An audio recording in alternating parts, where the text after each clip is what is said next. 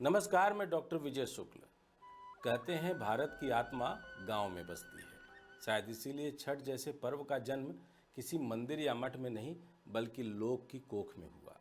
जब मनुष्य ने मिट्टी को छुआ, नदी से संवाद किया और सूर्य को जीवन का स्रोत माना, तभी इस पूजा की शुरुआत हुई होगी।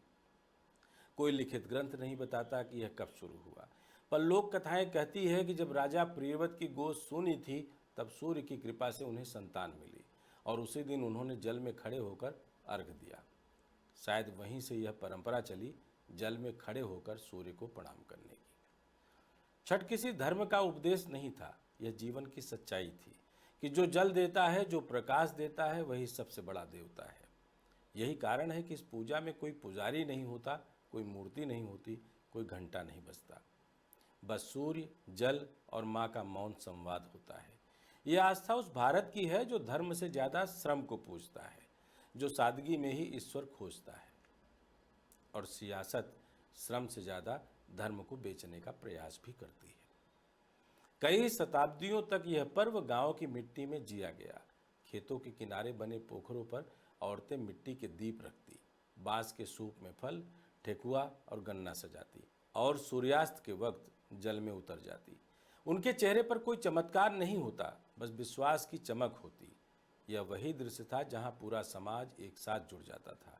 अमीर गरीब, ऊंच नीच, सबका भेद मिट जाता था। घाट ही समाज का असली संसद था, असली संवाद था, जहां न कोई झगड़ा, न कोई प्रचार। लेकिन वक्त का चक्का घूमता गया, खेत सिकुड़ गए, तालाब सूख गए और रोजगार की भूख ने लोगों को अपने गांवों से दूर धकेल दिया। जब आदमी ने मिट्टी छोड़ी तो उसके साथ उसकी आस्था भी चल पड़ी। 70 और 80 के दशक में बिहार और पूर्वी उत्तर प्रदेश के लाखों लोग रोजगार की तलाश में दिल्ली, मुंबई, सूरत और कोलकाता पहुंचे। इन शहरों में उन्हें सब मिला, काम, पैसा, घर। लेकिन नहीं मिले तो वो घाट नहीं मिले। न वह पोखरा मिला जहां उनकी माएँ पूजा करती थी, न वह नदी जहां सूरज को डूबते देखा जाता था। तब उन्होंने जो किया वह भारतीय लोक की सबसे बड़ी कहानी बन गया। उन्होंने अपनी छतों को ही घाट बना लिया, बाल्टी और टब में पानी धरा और उसी में सूर्य को अर्घ देना शुरू किया। यह दृश्य जितना साधारण लगता है उतना ही गहरा है, क्योंकि इसमें एक पूरा समाज अपनी जड़ों को बचाने के लिए संघर्ष करता दिखता है। छत पर खड़ी वह औरत केवल पूजा नहीं कर रही होती, वह अपनी पहचान को बचा रही होती है। धीरे धीरे महानगरों में छठ बस गया। दिल्ली की यमुना किनारे, मुंबई की झुग्गियों, सूरत के कारखानों और बेंगलुरु की सोसाइटियों में यह आस्था अपना घर खोजने लगी। प्रवासियों ने इसे त्यागा नहीं बल्कि अपने साथ ढोया। और इसी दौर में राजनीति ने इस भावनात्मक ताकत को पहचान लिया। जब नेताओं को दिखा कि यह पर्व लाखों दिलों को जोड़ता है, तो वे भी इस घाट पर उतरने लगे। फोटो खिंचवाने के लिए घाटों पर पहुंचना, सफाई की घोषणाएं करना, मुफ्त पूजा सामग्री बांटना, सब एक तयशुदा दिखावा बन गया। छठ का जो पर्व लोक का था, वह धीरे धीरे राजनीति का मंच बन गया। हर चुनाव से पहले छठ स्पेशल ट्रेन की घोषणा होती। हर साल वही भीड़, वही धक्का मुक्की, वही लाठियां, वही अव्यवस्था। इस बार तो 1000 ट्रेनों की थी, लेकिन लोग शौचालयों में बैठ के गए। लेकिन जनता ने हर बार यह दिखा दिया कि राजनीति उसकी आस्था को नियंत्रित नहीं कर सकती। घाट चाहे गंदे हों, ट्रेनें भरी हों, सरकारें सोई हों, मगर सूर्य को अर्घ देने वाली वह माँ आज भी जल में उतरती है। छठ अब एक भाव नहीं, एक आंदोलन है, आत्मसम्मान और अस्तित्व का। यही कारण है कि बिहार, यूपी और झारखंड के बाहर बसे करोड़ों लोग इस हफ्ते अपनी कमाई, अपनी छुट्टी, अपनी तकलीफ सब भूल जाते हैं। यह वह सप्ताह है जब दिल्ली की फल मंडियां 24 घंटे खुली रहती हैं, गन्ने की कीमत दोगुनी हो जाती है, मिठाई की दुकानों पर भीड़ उमड़ती है और हर सोसाइटी में पूजा की तैयारियां होती हैं। अगर कोई अर्थशास्त्री इसे मापे तो पाएगा कि छठ अब हर साल बिहार बाहरी महानगरों में लगभग 1000 से 1200 करोड़ रुपए का कारोबार करता है। दिल्ली एनसीआर अकेले 400 करोड़ से ऊपर का बाजार है। मुंबई, थाने 300 करोड़, सूरत और गुजरात 150 करोड़ और दक्षिण भारत के शहर लगभग 200 करोड़ तक पहुंच चुके हैं। विदेशों में बसे प्रवासी भारतीय भी लगभग 50 करोड़ तक का खर्च इसी सप्ताह करते हैं। यह वह अर्थव्यवस्था है जो किसी कॉरपोरेट के विज्ञापन से नहीं बल्कि लोक की आस्था से चलती है। कोई स्पॉन्सर नहीं, कोई ब्रांड नहीं, बस भावनाओं की पूंजी। यही छठ का असली व्यापार है, जिसमें सबकी कमाई है पर किसी का शोषण नहीं। गन्ना बेचने वाला किसान, सूप बुनने वाली औरत, फल बेचने वाला व्यापारी, मिठाई बनाने वाला हलवाई, सबका एक सप्ताह चमक उठता है।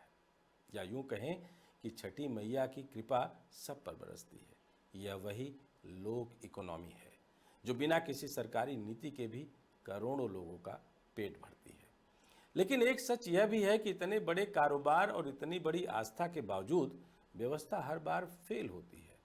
हर साल रेलवे छठ स्पेशल ट्रेनों का दावा करता है, मगर प्लेटफॉर्म पर वही भीड़ उमड़ती है। गांव लौटते मजदूरों को जगह नहीं मिलती, महिलाएं बच्चों को गोद में लिए रातें गुजारती हैं और प्रशासन अगले दिन बयान देता है सब कुछ सुचारू रहा। यही विस्थापन का सबसे सजीव चेहरा है, जहां आस्था पवित्र रहती है पर समाज और शासन थका हुआ दिखता है।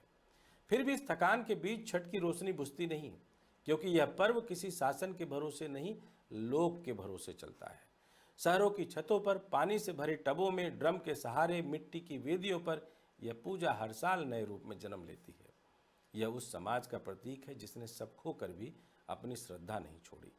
कभी किसी माँ को देखिए जो 4 दिन का व्रत रखती है, न जल, न भोजन, न विश्राम। दिन में काम, रात में तैयारी, फिर चौथे दिन सुबह जब वह जल में उतरती है तो उसका चेहरा किसी देवी जैसा नहीं बल्कि जीवन जैसा होता है। उसकी आंखों में थकान भी होती है और रोशनी भी। वह सूर्य को देखकर कहती है, जुग जुग जिया रे ललनवा। यह गीत केवल माँ की आवाज़ नहीं, पीढ़ियों का आशीर्वाद है। यह वह क्षण है जहाँ धर्म, विज्ञान, समाज और संस्कृति एक साथ झुक जाते हैं एक साधारण स्त्री के सामने। वो माँ। आज छठ न केवल बिहार का बल्कि पूरे भारत का पर्व बन चुका है। गुजरात, महाराष्ट्र, उड़ीसा, तमिलनाडु और असम में भी यह मनाया जा रहा है। दिल्ली की यमुना किनारे जितने मंच लगते हैं उतने ही सूरत की नहरों पर बनते हैं। मराठी, गुजराती, तमिल, बंगाली सब अपने अपने तरीकों से इसमें शामिल हो रहे हैं। यह उस एक भारत की सबसे सजीव तस्वीर है जिसे न कोई नारा गढ़ सका, न कोई कानून बांध सका। छठ सिखाती है कि एक किसी आदेश से नहीं, छठ सिखाता है कि एकता किसी आदेश से नहीं, आस्था से आती है। राजनीति इसे वोट बैंक समझ सकती है, पर लोक ने इसे अपनी पहचान बना लिया है। जब एक प्रवासी श्रमिक अपनी झुग्गी की छत पर टब में जल भरकर पूजा करता है तो वह इस देश की सबसे गहरी बात कह रहा होता है कि श्रद्धा को कोई विस्थापित नहीं कर सकता। यह पर्व इसलिए भी अद्भुत है क्योंकि इसने विकास के अर्थ को उलट दिया। जब सरकारें नदियों को कंक्रीट में बदल रही थी, छठ ने याद दिलाया कि सभ्यता का पहला आधार जल था। जब समाज विज्ञापन के त्योहारों में खो गया, तब छठ ने बताया कि सच्ची पूजा सादगी में है। जब राजनीति ने धर्म को हथियार बनाया, तब छठ ने धर्म को इंसान बना दिया। आज जब महानगरों में छठ का सप्ताह आता है तो पूरा शहर एक नई लय में चलने लगता है। सड़कों पर गन्ना बिकता है, फल मंडियों भर जाती हैं, मिठाई की खुशबू हवा में फैलती है और हर गलियों में भोजपुरी गीत बजते हैं।